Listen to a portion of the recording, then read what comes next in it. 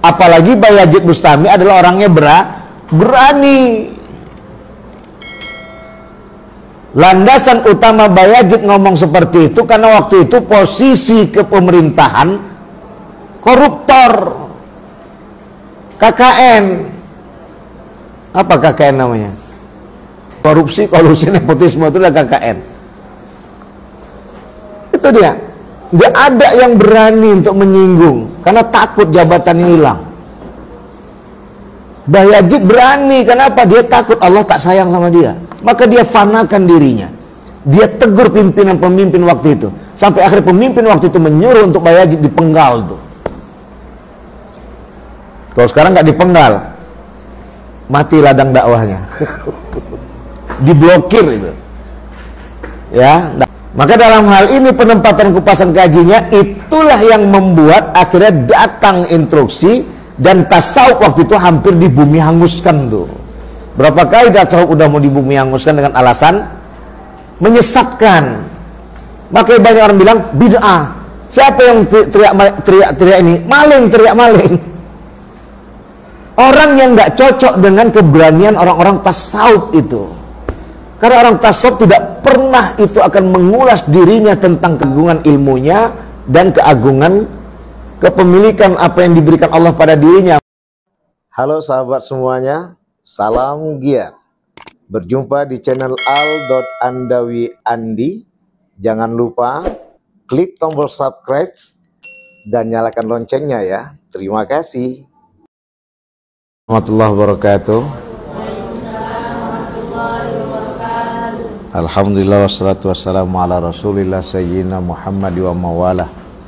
Kali ini kita berjumpa kembali dalam mengupas tentang kajian tasawuf moderat di dalam mata kuliah tasawuf.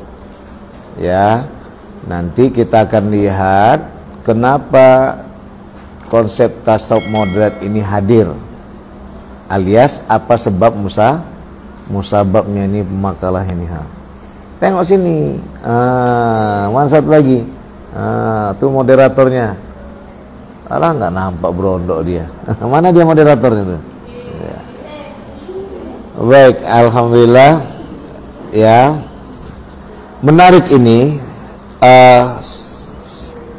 Sebelum Ustadz jelaskan bagaimana tasawuf moderat itu, dan itu nanti terulang kembali di Nusantara dengan dibawa oleh Buya Hamka, tasawuf modern. Ustaz kasih bocoran lah gambarannya, karena waktu itu lagi hebohnya antara NU dengan Muhammadiyah, sehingga hadir sosok Muhammadiyah yang bernama Buya Hamka. Dan konon kabarnya dalam buku yang Ustaz baca, sempat juga orang Muhammadiyah pun nggak cocok sama Buya Hamka, tapi nggak menafikan bahwa itu tokoh Muhammadiyah. Ya, ini gambaran awal Ustaz jelaskan nih. Nah, yang harus kita ketahui bahwa apa sebab kehadiran tasawuf moderat ini. Maka yang harus kita ketahui, tokoh utama di situ Junaid al-Baghdadi itu. Ya, tokoh utama di situ Junaid al-Baghdadi. Dan kita harus tahu juga itu tokoh-tokohnya siapa aja itu sebelum Junaid al-Baghdadi. Di antaranya adalah pas di atas Junaid al-Baghdadi imam ini adalah Bayazid al-Bustami. Ketika berbicara tentang Bayazid al-Bustami, tentunya kita masih ingat, tidak lepas dari kajian Fana dan Bako. Sebenarnya istilah ini berkembang nih, tapi lebih berani itu. Kalau di masa Hasan al-Basri, ya, di masa Hasan al-Basri itu menghadirkan ada khauf, ada roja. Itu pun yang sederhana sangat ekstrim dikira. Karena apa? Memang suasana sebelumnya adalah suasana gelemor itu. Orang seakan-akan menuhankan harta dan tahta. Tapi memang terbukti itu membuat gaduh suasana. Maka Imam Hasan al-Basri menghadirkan di awal itu dengan juhud itu hadir dari khauf dan roja. Jangan kata dia roja kalau dia tidak diawali dengan khauf. Dan jangan katakan dia untuk dapat khauf bila ia tidak melanjutkan untuk menuju roja. Jadi khauf di sini adalah bukan khauf arti dari takut tak punya harta, takut tak punya tahta, tapi takut tak dicintai Allah Subhanahu wa taala. Maka disitulah ketika takut tak dicintai Allah, dia flashback ke dirinya tentang dia punya banyak dosa tuh. Ya, sehingga akhirnya dia takut itu akan menjadi hal yang membuat ia jauh dari Allah. Maka Bimbo itu menghadirkan dengan bahasanya seperti itu. Aku jauh, engkau jauh, aku dekat, engkau dekat. Itu dia. Jadi penyebab jauhnya Allah itu karena kita, bukan Allah menjauhkan dirinya kepada kita. Enggak, Allah tuh Maha Kasih dan Maha Sayang. Baik, itu ya Ustadz sekedar flashback aja nih ke kajian awal pendiri tasawuf pertama, yaitu adalah kupasan Zuhud oleh Imam Hasan Al-Basri. Nah, Bayazid Bustami mengembangkannya dengan kajian. Ya sebelumnya itu ada Rabi'atul Adawiyah itu ya, jarak-jaraknya nggak jauh itu. Ya. Maka paling awal itu adalah Imam Hasan Al-Basri. Nah, Rabi'atul Adawiyah kontroversinya paling-paling cuman beliau berhasil menghadirkan tentang mahabbah itu ya. Namun beliau menempatkan perbaikan itu sudah saya jelaskan kemarin ya. Dia nggak mau seakan-akan orang salah paham tentang kajian takut itu ya, yang dibahas oleh gurunya Imam Hasan Al-Basri itu dan Sufyan Ats-Tsauri ya. Tapi beliau menghadirkan dengan cinta, itu semua atas dasar cinta. Jadi nggak ada bahasa yang dianggapnya kontroversi itu, bahasa yang terpaksa itu, yaitu takut. Nah, padahal takut yang dimaksudnya Ustaz bilang tadi adalah takut Allah menjauhi dirinya dari kita karena ulah kita gitu. Baik, yang jadi permasalahan awal itu, pertanyaan siapa tadi? Najwa Al-Auni ya? Tentang penyebab siapa? Si Tazkiyah? Hah? Siti Ernur ya? Apa sebab kok datang tasawuf moderat ini? Ya, ini juga akan kejadian lagi di masa Imam Ghazali nih. Ini abad ke-8, Imam Ghazali abad ke-11. Terjadi lagi tuh. Tapi itulah siapa? Muridnya Imam Junaid Al-Baghdadi. Ya, yaitu Mansur Al-Hallaj. Nah, ini kembali kepada kaji tadi bahwa yang menjadi kajian kontroversial waktu itu adalah pengupasan tentang fana dan baqa. Fana dan baqa. Ya. Sehingga waktu itu tiada kehadiran subjektivitas seorang hamba itu. Yang ada adalah subjektivitas Tuhan tuh. Jadi misalnya si Dini itu muji Ustadz ngomong itu, bukan saya yang ngomong Dini, tapi Allah. Ini fana nih, kajian salah satu contoh fana. Tapi Dini kaget itu, Ustadz Sapriani ngaku-ngaku Allah gitu. Enggak. Ya, pada dasarnya menunjukkan bahwa la haula wala quwata illa billah. Jadi jangan terlalu tegang kali kita melihat orang-orang ngomong seperti itu. Karena sudut pandang kita dengan menggunakan kacamata tekstual. Apalagi kacamata Ustadz, kan gitu istilahnya kan. Kacamata teks atau lahiri, bukan kacamata konteks atau batini itu. Bahwa sesungguhnya menjelaskan pertama bahwa itu bukan Sapria Andi, tapi itu Allah. Sapria ini nggak punya ngomong apa-apa, nggak punya konsep kata apa-apa itu. Nah, ini yang menyebabkan orang ketika balik ke Sapriandinya, jadi datanglah apalagi gondok dia sama Sapriandi. Nyesatkannya itu Sapriandi itu, gitu istilahnya ya. Apalagi dia benci kan gitu. Tapi ketika dia sadar bahwa la haula wala quwata illa billah, tiada daya dan kuasa kecuali milik Allah, maka saat itu bisa nerimo itu. Gak ada yang nyesatkan itu. Itu yang pertama, bahwa itu bukan Sapriandi yang punya ilmu, itu Allah, sehingga bersemayam ke diri siapapun. Tuh lihat nanti di Facebook Ustadz semalam, ya, bukan semalam, 4 hari yang lalu, siapa orang berilmu itu? Ada yang bertanya, jadi kalau gitu banyak orang berilmu tapi nggak beradab, siapa orang beradab itu? Ustadz bahas semalam, ya, nyambung terus itu. Karena memang Ustadz lihat yang sampai saat ini viral dan masih pertanyaan orang-orang awam adalah banyak orang yang berilmu. Kemarin lagi ada kejadian tuh, tahu Ustaz sebutkan di daerah kelas mana, di kawasan mana, di kelas apa, fakultas apa, prodi apa, universitas apa. Dia hafal Quran, sehingga bertanya, hafal dia Quran Ustaz, tapi kerja meluk orang. Ustaz bilang, siapa bilang dia hafal Quran? Hakikat dari hafal Quran itu adalah yang bisa mencahayai dirinya dan dia berakhlakul mulia, berakhlakul karimah. Kalau gitu siapa Ustaz? Iblis tuh, lihat, iblis tuh juga hafal kok. Iblis tuh siapa sebelumnya? Ajazil. Jadi siapapun yang bangga dengan dia hafal Quran tapi dia tidak memahami cahaya Al-Quran, dia bukan sejatinya dikatakan hafal Al-Quran tuh. Maka Ustaz ingatkan waktu sama abang kelas kalian kemarin, pas lagi ngajar Ustaz, tiba-tiba dia menghafal di belakang. Ustaz katakan, apa yang kamu hafal tuh suci, bagus, tapi kamu kompetensinya nggak pas.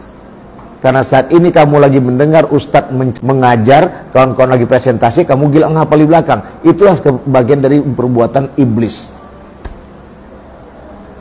Karena kaedahnya ditempatkan, idza quri'al Qur'an fastami'u lahu wansitu la'allakum turhamun. Apabila dibacakan Al-Quran, Ustaz berarti disuruh untuk mendengarkan. Padahal mata kuliah itu adalah mata kuliah, momen dan waktu Ustadz untuk belajar, menerangkan. Kawan tadi ngapal di belakang, itu yang Ustadz bilang tadi, orang nggak pas itu kajiannya. Jangan tertipu dengan orang-orang seperti itu, dan jangan sampai itu menjadi menjelekkan Al-Quran. Dan itu jangan apa? Jangan langsung kalian ponis luar biasa. Oh nggak bisa, enggak. Paham ya? Makanya tadi Ustadz katakan, iblis itu siapa? Iblis itu adalah Azazil yang berhasil menjadi komandan sebelumnya, yang membawa pasukan malaikat untuk meleraikan, menenangkan suasana gaduh di masa waktu itu di dunia dipimpin oleh bangsa jin. Oh, 2000 tahun sebelum Adam diciptakan tuh. Ya, baik, udah paham ya? Ya, ini bisa paham ya, hati-hati ya, kalau Ustadz orangnya objektif gitu loh ya, tapi tidak luput memahami arti subjektif, karena subjektivitas itu kembali kepada Allah. Nah, ini yang dijelaskan oleh Bayazid Bustami itu. Orang gaduh, sampai detik ini pun gaduh orang ya. Jadi akhirnya bagaimana? Itulah yang membuat suasana hampir, apalagi Bayazid Bustami adalah orangnya berani. Landasan utama Bayazid ngomong seperti itu karena waktu itu posisi kepemerintahan koruptor. KKN. Apa KKN namanya? Korupsi, kolusi, nepotisme. Korupsi, kolusi, nepotisme, itu adalah KKN. Itu dia. Nggak ada yang berani untuk menyinggung karena takut jabatannya hilang. Bayazid berani, kenapa? Dia takut Allah tak sayang sama dia. Maka dia fanakan dirinya. Dia tegur pimpinan-pemimpin waktu itu. Sampai akhirnya pemimpin waktu itu menyuruh untuk Bayazid dipenggal tuh.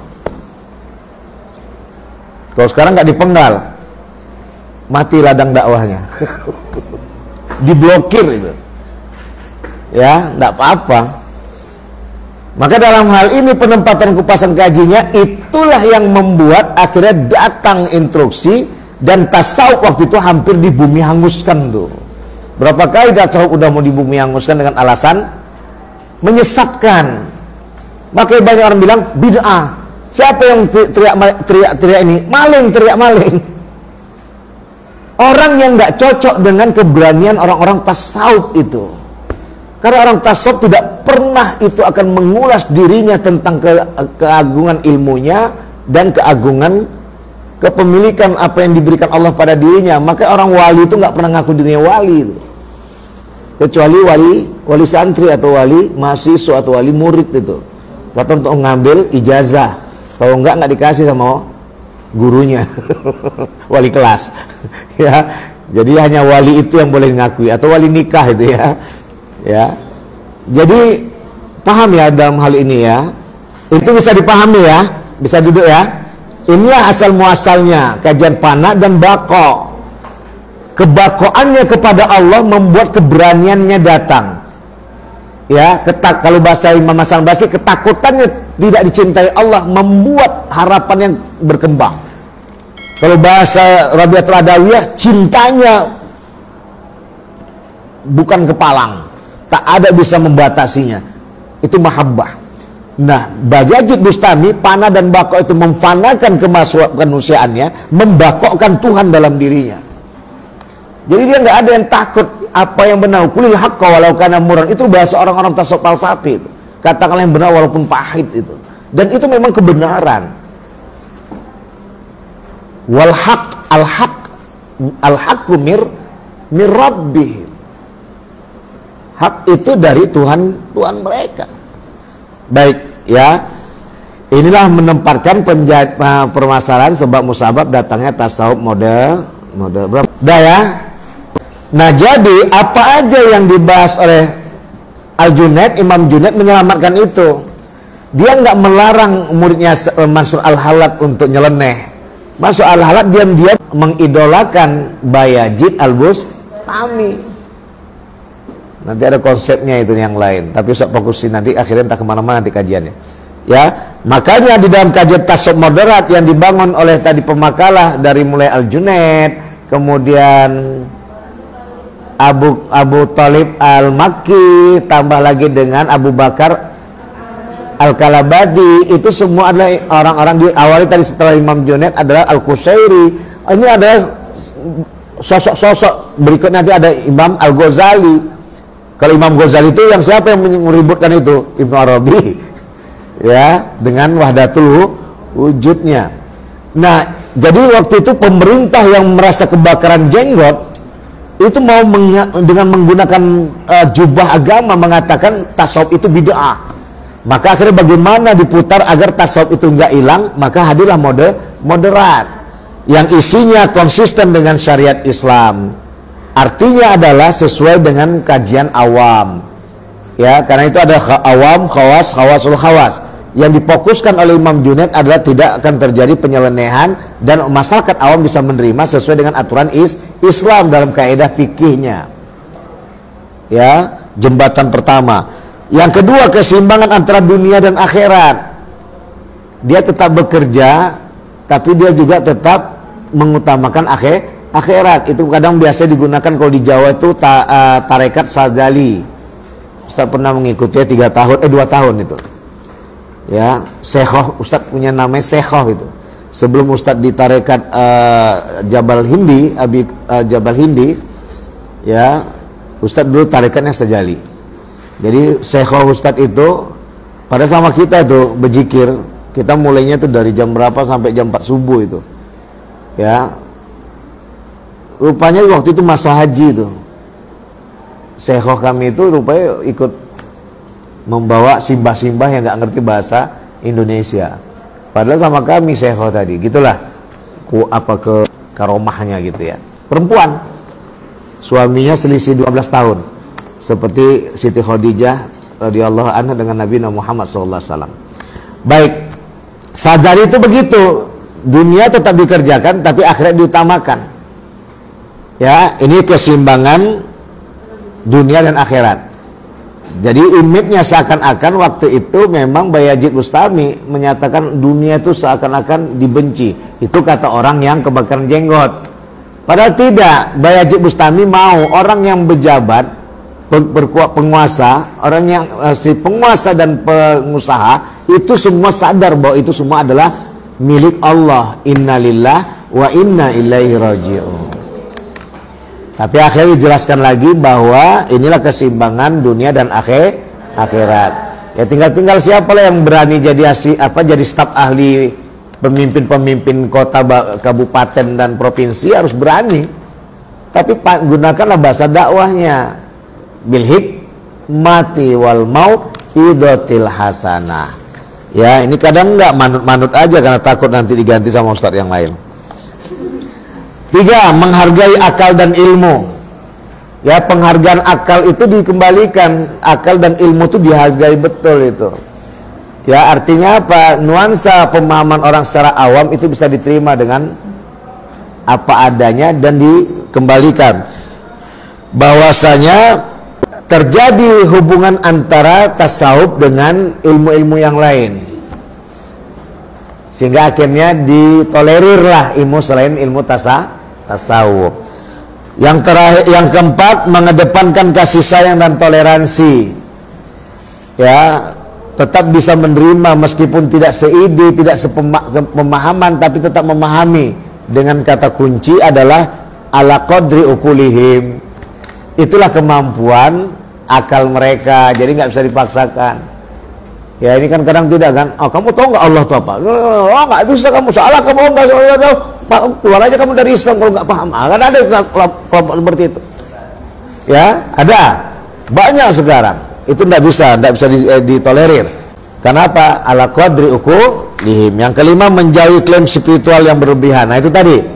Ya, diklaimnya lah tadi orang yang nggak nyampe pemikiran seperti dia dianggap bid'ah. Nggak ada itu, nggak ada masa Rasulullah itu, tapi HP-nya iPhone 20. Awak tak dikasih bawa mobil, tak dikasih apa, HP-nya iPhone, awak Oppo. Cemana kawan nih? Ya, dah ya, itulah kajian konsep-konsep tasawuf model ada 5 tadi Ustaz pinjam punya makalah. Nah, di antara juga Junaid al-Baghdadi, ini dulu Ustaz kefokuskan. Junaid al-Baghdadi mempunyai pemikiran keseimbangan syariat dan hakikat. Jadi dengan lembut Junaid al-Baghdadi sebenarnya menegur pemimpin waktu itu. Inilah tadi seperti masa Imam Buya Hamka tuh. Ya, walaupun beliau dicampakkan di dalam penjara. Makanya tenggelam kapal Panderwik kan di situ itu kajiannya. Lepaskan beliau sebagai ketua MUI dan bla bla bla bla, sehingga akhirnya Soekarno pun waktu itu minta maaf. Ya. Berapa banyak yang minta maaf, tapi beliau tetap bisa. Kenapa? Tujuannya itu untuk mendamaikan suasana. Maka di situ keseimbangan syariat dan hakikat. Ya, yang kemudian artinya di sini tadi adalah bahwa orang-orang syariat itu harus juga memahami hakikat tuh. Orang-orang fikih itu harus memahami tasawuf itu. Karena di situlah dia tahu bahwa keilmuan kan syariat ini kan kefikihan ini kan Ustaz identik menjelaskannya sebagai keilmuan ini kan harus dipahami sebagai yang bermanfaat bagi dirinya. Itu kan hakikat itu. Ya kan? Jangan nanti awak punya mobil cantik di dalam masih mikirkan kredit, kan nggak enak tuh. Kalau kredit lah, tapi jangan terbawa suasana kredit. Jadi nggak menikmati mobil tuh gitu loh. Ya, dan jangan merasa dan sebagainya, nikmati aja tuh. Kenapa? Mungkin bahasa orang sekarang kan kayak gitu kan, karena dia punya hakikat ini jangan sampai dia susah. Harusnya seperti itu kaedah riba itu seperti itu. Ketika dia tak terima dirinya mengeluarkan, berarti sudah masuk jatuh riba pada dirinya. Tapi kalau dia menerima apa yang dia keluarkan dan tidak memikirkan, dia lepas dari ribanya. Ya, ini bukan Ustaz membolehkan dan bukan melarang ya. Ini balik lagi kepada pemikir. Ustaz bukan bidangnya itu bidang orang PB itu ya. Walaupun Ustaz tahu, tapi kan Ustaz balikkan kepada ahlinya. Nah, yang kedua fana dan baqo itu. Fana dan baqo ditempatkan penjelasan awamnya seperti ini. Dunia ini fana, akhirat itu baqo. Begitulah istilahnya. Ya, jadi sama dengan beliau tidak mengatakan, beliau menolak fana baqonya Bayazid Bustami. Cuman Bayazid Bustami sangat lugas dan tegas. Lo ngomong-ngomong penguasa, lo nggak ngerti lo bahwasanya itu semua dari Allah. Lo kira punya lo itu, ntar lagi lo pensiun, kan gitu istilahnya kan? Ya kan? Lo ngomong-ngomong pengusaha, lo nggak ngerti lo apa yang kamu dapatkan itu semua dari Allah. Ntar lagi kalau mati nanti cuma 2 kali 1. kamu diletakkan, nggak ada yang kamu bawa semua hartamu, begitulah istilahnya. Tapi di sini ditempatkan dengan bahasa Imam Junaid al-Baghdadi menjelaskan bahwa fana dan bako itu, fana itu adalah dunia, bako itu adalah akhirat. Sehingga akhirnya akan mudahlah para penguasa dan pengusaha memahami bahwa apa yang dia punya nggak perlu disombongi dan diserakahi, karena itu semua milik Allah, kembali kepada Allah. Yang ketiga, ma'rifat, pengenalan kepada Allah. Jadi lebih dekat tuh. Ya, diajarkan semua untuk mengenal Allah. Yang keempat, pengaruh terhadap tarekat. Maka dihubungkan kembali. Kenapa? Dengan ada tarekat ini bisa ditegur tuh. Siapa-siapa yang nyeleneh bisa langsung diikat itu. Ya, nanti bisa diskusikan tuh. Sebelum ngomong-ngomong, kalau sebelum terbang ke permukaan masyarakat sosial, sudah bisa diketahui, bisa dinasihati, diarahkan. Nah, ini saja yang ditebarkan. Saya rasa itu dulu. Junaid al-Baghdadi, ya, Al-Qusairi, nggak jauh dari itu kajiannya juga. Abu Talib al-Maki dan Abu Bakar al-Kalabati. Yang jelas itu yang disebut dengan tasawuf moderat. Hakikat dari tasawuf moderat itu bisa menerima kenyataan yang ada. Ya, kadang Ustadz pakai peci begini, kadang pakai topi, ya kan? Jadi orang nggak ngerti itu. Tapi tiba nanti ngomong baru, Ustadz Saprian dia, gitu aja kan. Tapi nggak perlu kita harus menonjolkan kali. Kenapa? Bisa nanti keriaan yang luar biasa yang terjadi. Ya, yang penting nutup aurat gitu aja lah. Baik, ada pertanyaan sebelum saya tutup? Silakan. Ini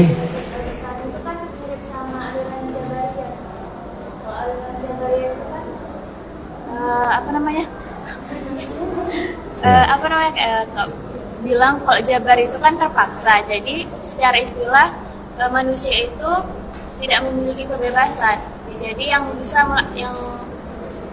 memiliki kekuasaan hanya Allah. Oke, Ustaz paham, waktunya kurang. Jadi intinya kemana arah dari maksud dari Bayazid al-Bustami itu? Ya, kalau memang itu, apakah beliau juga bebas atau terkukung? Ya, maka Ustaz kembalikan kepada hakikat tuh sekarang. Orang-orang yang ngomong seperti itu adalah orang-orang yang lupa tuh bahwa dia diciptakan itu tujuannya untuk menyembah Allah. Pertanyaannya, kalau udah itu, mana lagi bicara bebas dan tak bebasnya? Kalau udah paham kita diciptakan di muka bumi ini untuk menyembah Allah, siapa yang tak menyembah Allah berarti dia tidak bebas itu. Maka bebaskan dirinya untuk menyembah Allah.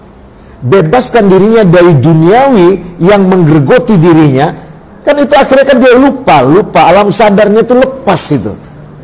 Lawang dunia itu berarti karena ada dia kok. Kenapa pula dunia itu datang untuk mengendalikan dirinya? Apakah dia nggak ngerti bahwa dia diciptakan itu untuk menyembah Allah semata, bukan menyembah dunia? Lawang dunia itu ciptaan Allah.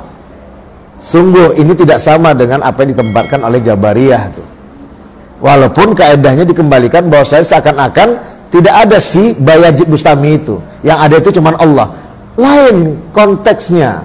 Konteksnya adalah menempatkan bahwa apapun yang kamu jadi semua itu silakan monggo. Bahasa tasawuf moderat Imam Junaidi. Tapi jangan kamu katakan itu milikmu, tapi milik Allah. Itu maka disebut dengan dimulakan dengan baca bismillah, disudahi dengan alhamdulillah. Tambah lagi Ustaz Sapriandi dengan la haula wala quwata, akhirnya innalillah. Kan gitu. Kalau udah diawali dengan bismillah, diakhiri dengan alhamdulillah, disadari dengan tiada daya dan kuasa kecuali milik Allah, akhirnya semua milik Allah dan kembali pada Allah. Pertanyaannya, ada nggak ego kita lagi di situ?